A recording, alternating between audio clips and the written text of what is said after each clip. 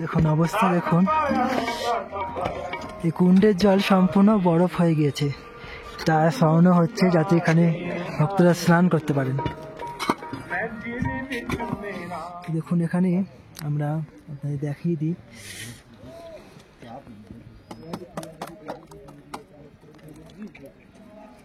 এটা হচ্ছে জল।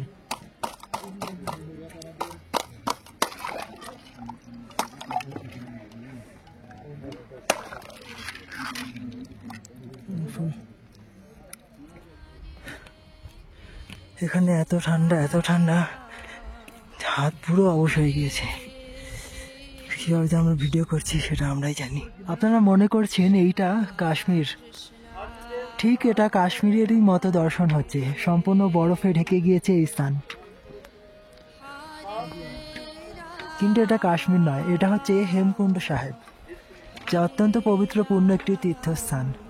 এইখানে আসা অত্যন্ত দুর্লভ।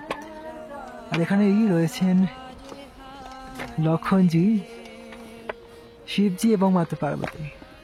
আসুন আমরা দর্শন করি এই ভূখণ্ডের স্বর্গকে।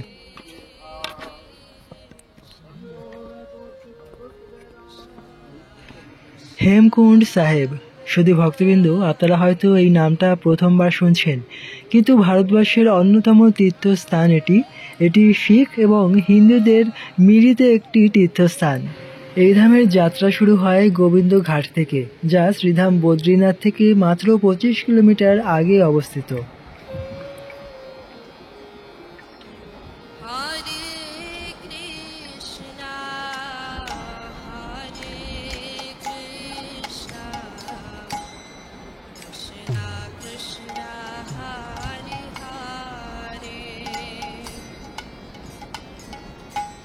গোবিন্দঘাট থেকে 2 কিলোমিটার ভিতরে গেলে পরে গুরুদ্বারা, সেখান থেকেই এই যাত্রা শুরু হয়।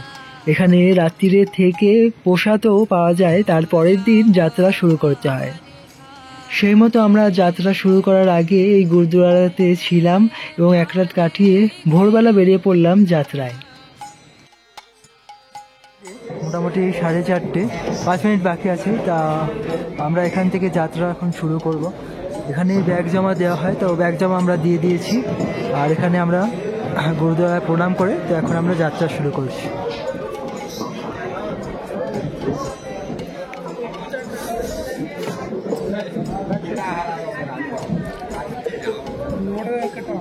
এখান থেকে প্রায় 6 কিলোমিটার হেমকুণ্ড সাহেব অবস্থিত।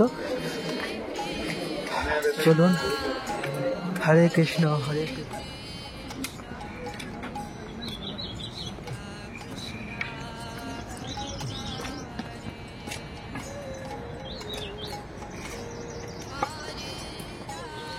আমরা 1 ঘন্টা পর চলে এসেছি। এখনো আমাদের অনেকটা উঁচুতে উঠতে হবে। দেখুন রাস্তাটা এটা কতটা খাড়াই এবং পাথরে ভর্তি। যতই উপরে হচ্ছে আমাদের ঠান্ডা আরও বৃদ্ধি পাচ্ছে। আর এখানে সম্পূর্ণ বরফ, পাহাড়ের উপর বরফ দর্শন হচ্ছে। হেমকুণ্ড সাহেব এই তীর্থস্থানটি বছরে মাত্র 3 মাস খোলা থাকে এবং এই 3 মাস তীর্থযাত্রীরা এবং অসংখ্য ভক্তরা এই স্থানে দর্শনে আসেন। এবছর 27 মে এই ধামের দরজা খোলা হয়। সমুদ্র তট থেকে এই ধামের উচ্চতা 4329 মিটার, যা কেদারনাথ বদ্রীনাথের থেকেও আরও উচ্চতায় বেশি। কালকে রাত্রিরে 9টার সময়, 9টার পরে এখানে বৃষ্টিপাত হয়েছে হালকা। তো এখন মোটামুটি ঠান্ডা রয়েছে। আমরা যত উপরে যাব তত বেশি আমরা বরফ দর্শন করব। তো এখানে বরফের ওপর থেকে আমাদের হাঁটতে হবে, এত ঠান্ডা এখানে আমাদের নাক থেকেও জল পড়ছে। সকালের এত অপরূপ সৌন্দর্য এই পাহাড়ে দর্শন হচ্ছে। বিশেষ স্থানে স্থানে বসার ব্যবস্থা করা হয়েছে, যাতে এখানে বসে তারপরে যাত্রীরা উপরে উঠতে পারে, তীর্থযাত্রীরা, ভক্তেরা। আর বসলে, দাঁড়ালে আমাদের শ্বাস ফুলবে না। সেই কারণে আমরা যখনই পাহাড়ে উঠি তখন একটু একটু দাঁড়িয়ে বসে তারপরে পাহাড়ে উঠতে হয়। আর এই পাহাড়টা অত্যন্ত দুর্গম আর অনেক খাড়াই, প্রচণ্ড খাড়াই। অন্যান্য পাহাড়ের থেকে এই পাহাড়টা খাড়াইটা বেশি, সেই কারণে এত অসুবিধা, এত কষ্ট। তো আর 2 কিলোমিটার দূরে আছে গুরুদুয়ারা, আর এর উপর থেকে আমাদের বরফের উপর থেকে চলতে হবে। বরফের রাস্তা শুরু হয়ে গিয়েছে, আর এখানেই যারা ঘোড়া নিয়ে আসছিলেন বা পিঠুতে করাচ্ছিলেন তারা এখানেই তাদের ছাড়তে হবে এবং তারপরে পায়ে হেঁটে যাত্রা শুরু করতে হবে।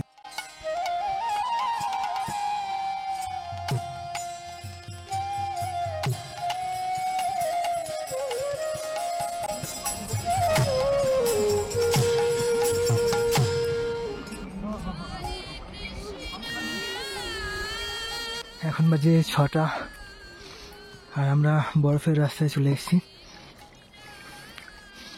এখন ওপরে সম্পূর্ণ বরফ কেটে সিঁড়ি করা হয়েছে।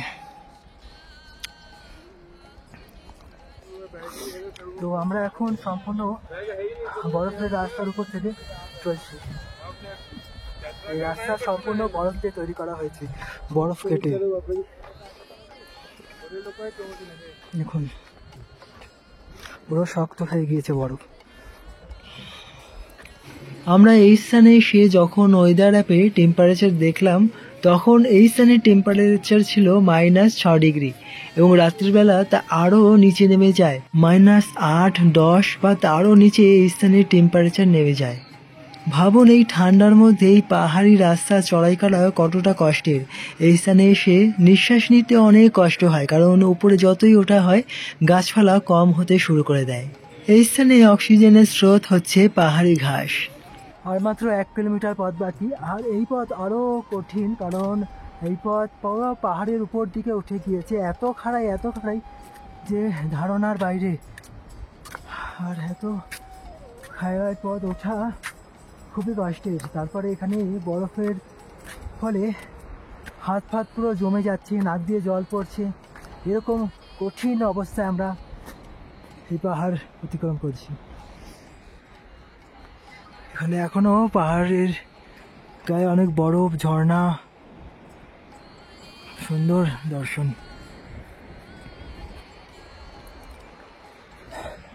এখানে প্রায় -6 ডিগ্রি সেলসিয়াস হবে এরকম অবস্থা। সেই কারণে এত বরফ, আর যে ঝর্ণা জল পড়ছে সেইগুলো বরফ হয়ে যাচ্ছে।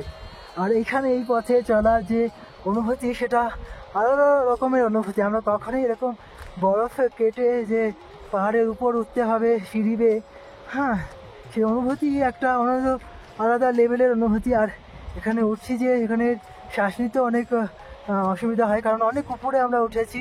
এখানে গাছপালাও খুব কম, মাত্র কিছু কিছু ঘাস পর্বতে দেখা যাচ্ছে। সামনে রয়েছে ঝর্ণা।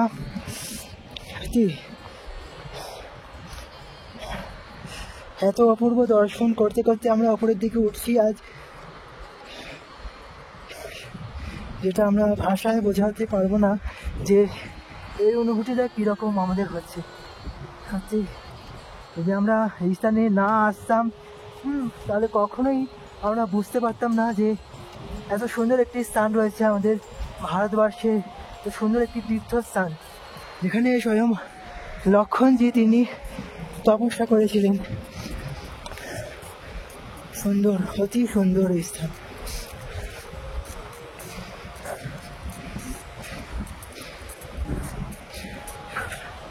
সামনে ঝর্ণা রয়েছে, আসুন আমরা ঝর্ণা দর্শন করি।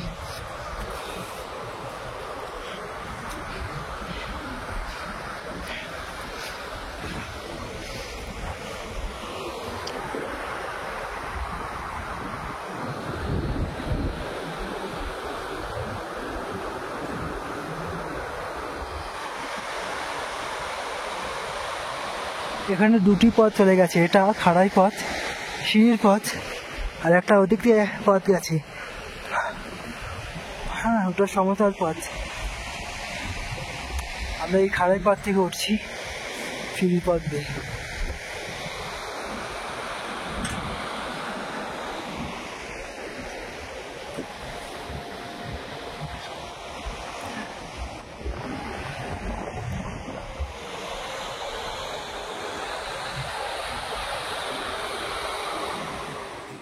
পাহাড়ের এতটা উপরে পাহাড় কেটে সিঁড়ি বা রাস্তা তৈরি করা তা কতটা সময় সাপেক্ষ আর কতটা কষ্টের তা আমরা অনুমান করতে হয়তো পারি না। তাও এই যাত্রাপথে এত সুন্দর এই ব্যবস্থা করা হয়েছে তীর্থযাত্রীদের জন্য, ভক্তদের জন্য, যা অতুলনীয়। আর এই দুর্গম স্থানে আসাও ভাগ্যের বিষয়। কেবলমাত্র ভগবানের কৃপা ব্যতীত এই স্থানে কেউ আসতে পারে না।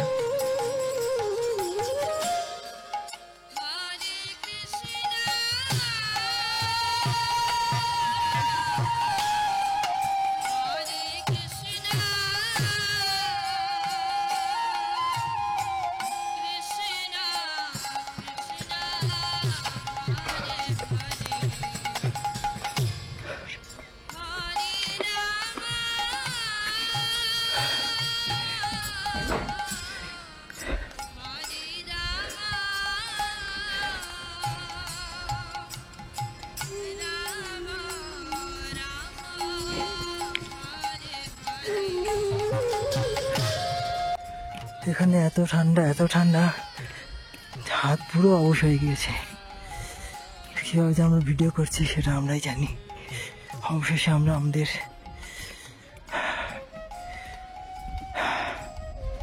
এই যাত্রা সফল ভাবে এখানে এসে পৌঁছালাম।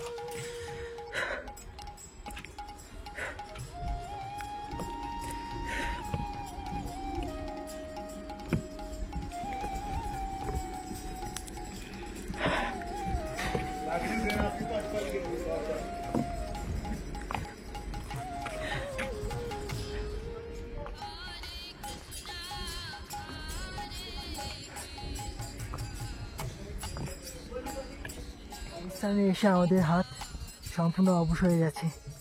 যে আমরা কীভাবে মোবাইলটা ধরে আছি সেটা আমরাই জানি।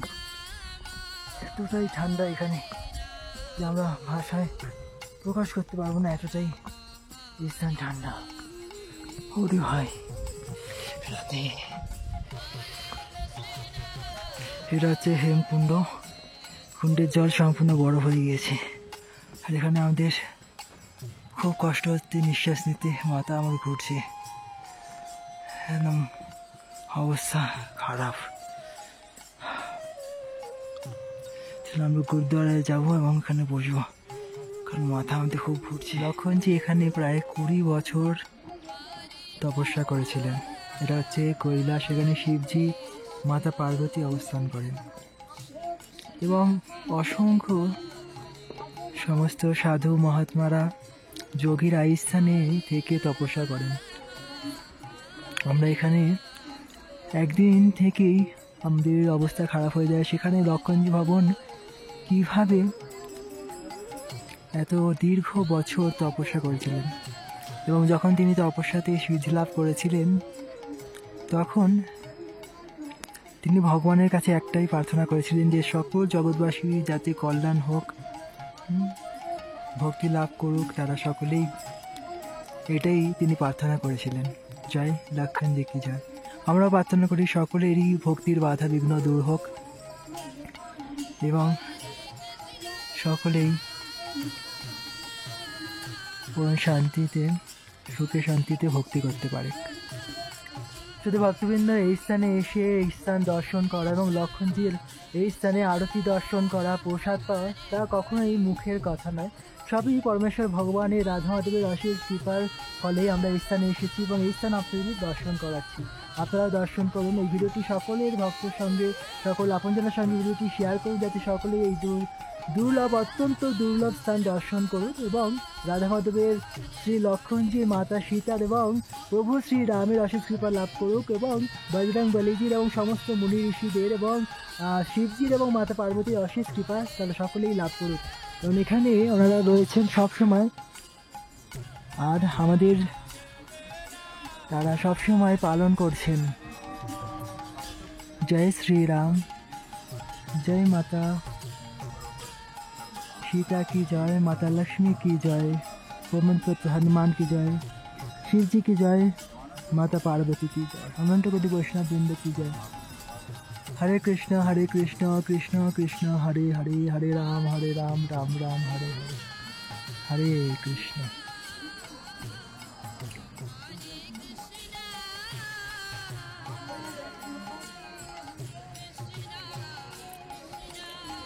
শুধু ভক্তবৃন্দ, এবার আমরা এখানে গুরুদ্বারায় যাব, সেখানে প্রসাদ পাবো এবং তারপরে আমরা নিচে নেমে যাব, কারণ এখানে প্রচণ্ড ঠান্ডা। দেখুন এখানে শিবজি রয়েছেন। হর হর মহাদেব, হর হর শম্ভু।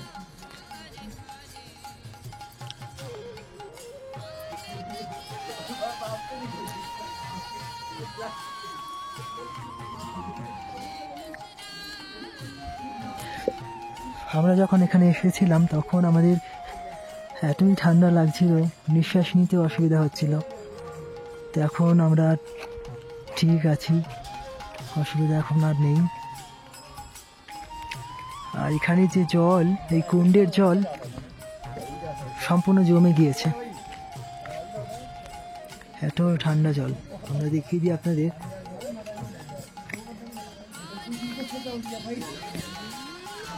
দেখুন দেখুন, এটা পুরো বুঝেছেন, পুরো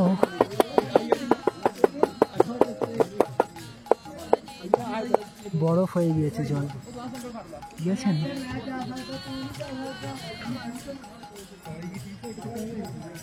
বরফই বরফ। কিন্তু এখানে স্নান করছেন ভক্তেরা, কিন্তু আমরা আচমন করেছি, আমরা তো স্নান করব না এত ঠান্ডা জলে। এরা স্নান করে নিয়েছেন। বলা হয় এই স্থানে এসে যে স্থান দর্শন করেন, এই জল আচমন করেন, তার সমস্ত পূর্বকৃত পাপ ক্ষয় হয়ে যায়।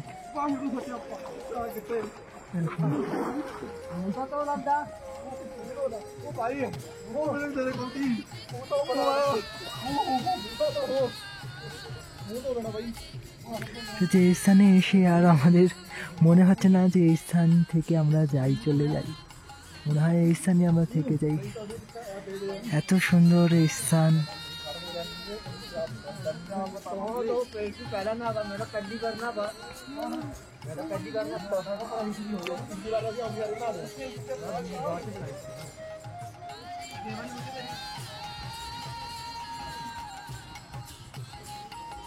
ধন্যবাদ শুধু ভক্তবৃন্দ, আপনাদের সকলকে এভাবেই আপনারা আমাদের সঙ্গে থাকুন। আপনারা আমাদের জন্য প্রার্থনা করুন যাতে আমাদেরও ভক্তির বাধা বিপত্তি সমস্ত দূর হয় এবং সবসময় আমাদের মন রাধা মাধবের চরণে আমরা রাখতে পারি, ভক্তি করতে পারি। এটাই আমরা আপনাদেরকে কাছেও প্রার্থনা করি।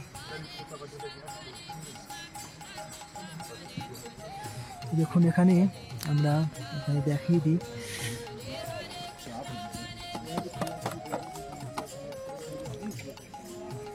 এটা হচ্ছে জল।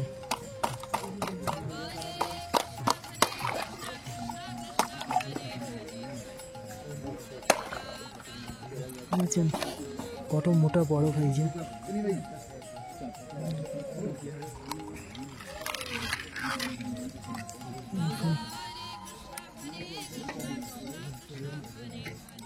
এরকম বরফের চাই হয়ে গেছে।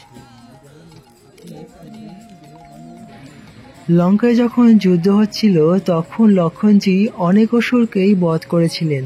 সেই কারণে তার পাপের প্রায়শ্চিত্তের জন্য তিনি এই স্থানে তপস্যা করেছিলেন।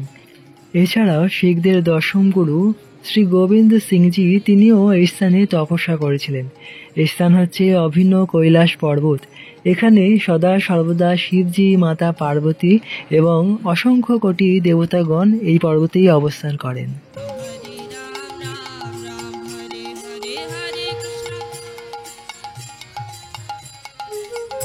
অবস্থা দেখুন, এই কুণ্ডের জল সম্পূর্ণ বরফ হয়ে গিয়েছে। তার সরানো হচ্ছে যাতে এখানে ভক্তরা স্নান করতে পারেন।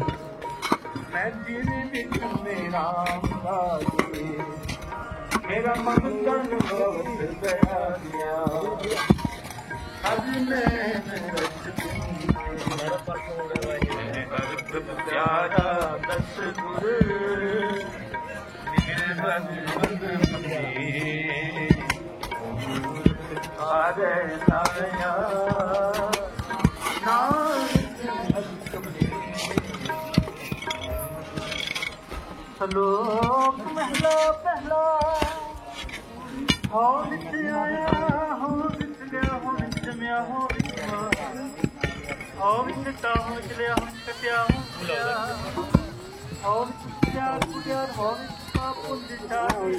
আমরা এখানে খিচুড়ি প্রসাদ পেয়ে নিলাম। তো এখন আমরা ফিরে যাব, কারণ এখনও আমাদের অনেকটা নিচে নামতে হবে এবং তারপরে আমরা নিচে গিয়ে গুরুদ্বারায় যদি সেরকম সময় থাকে তাহলে আমরা সেখানেই থাকতে পারি, তাহলে আমরা আরও নিচে নেমে যাব। আমরা এভাবেই শ্রীনগর হয়ে আমরা আমাদের যাত্রা বৃন্দাবনে শেষ করব। অনেকদিন আমরা এসেছি এই স্থানে এবং এই দুর্লভ স্থান আমরা আপনাদের দর্শন করাচ্ছি, যাতে আপনারাও বাড়িতে থেকে যেখানেই থাকেন না কেন সেখান থেকে এই দুর্লভ স্থান দর্শন করতে পারেন। শুধু ভক্তবৃন্দ অসংখ্য ধন্যবাদ। এভাবেই আপনারা সকলে আমাদের সঙ্গে থাকুন। রাধে রাধে।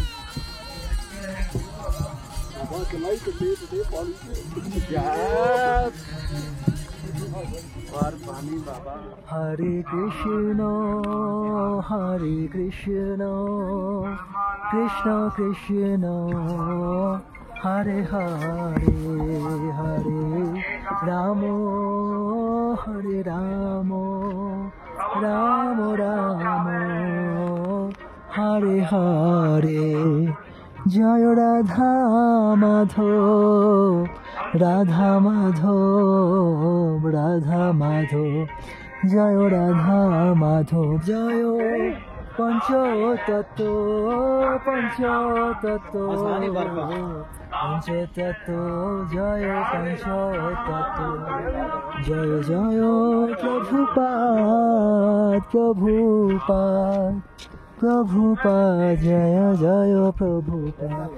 নিতাই গৌরা হরি বল হরি বল হরি বল, গৌরা হরি বল। নিতাই গৌর শীতনাথ প্রেমানন্দে হরি হরি বল। হরে কৃষ্ণ।